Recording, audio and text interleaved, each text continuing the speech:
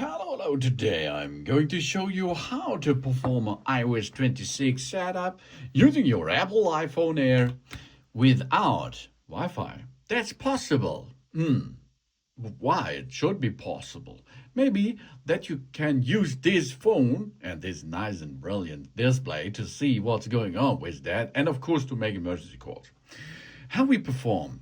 Yeah, of course we can here go to language setup first. Okay, let's perform this. Then your country.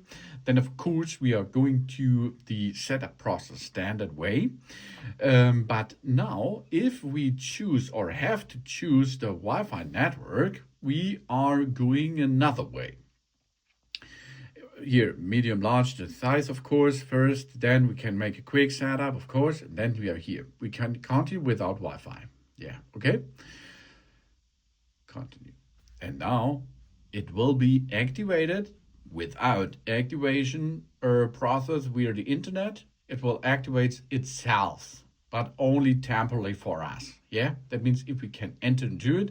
And of course, what we can do is we can use it with USB-C to transport something. So, and of course, we can make an eSIM setup, so we can transfer this to each other, or we are going to scan a QR code to make these mobile services enabled.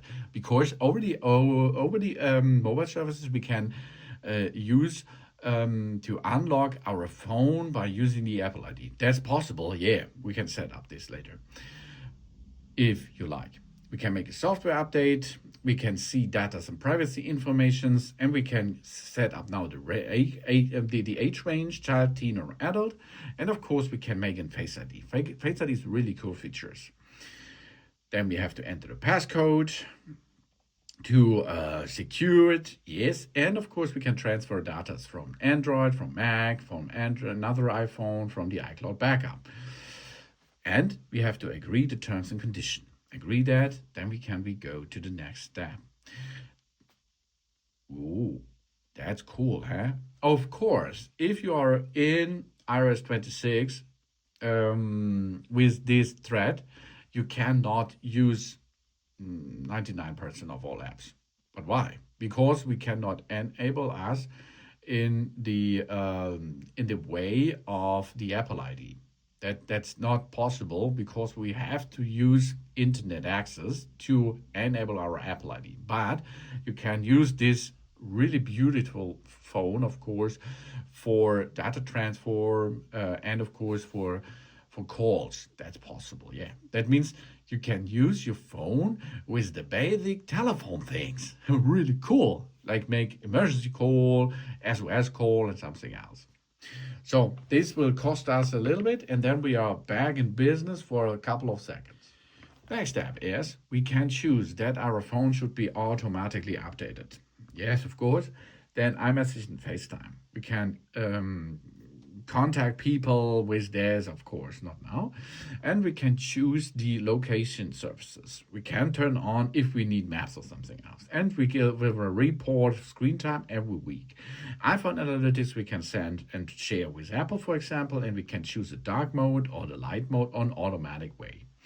And then we can get a camera control setup on the right side, or we can set up an action button control on the left side. That means we can perform their program stuff. Then, of course, emergency SOS things. We hold both the volume up and power button to make an emergency call. Really cool feature. And of course, we have a crash detection. And if emergency is there and we do not have any eSIM embedded, we can choose the satellite SOS function.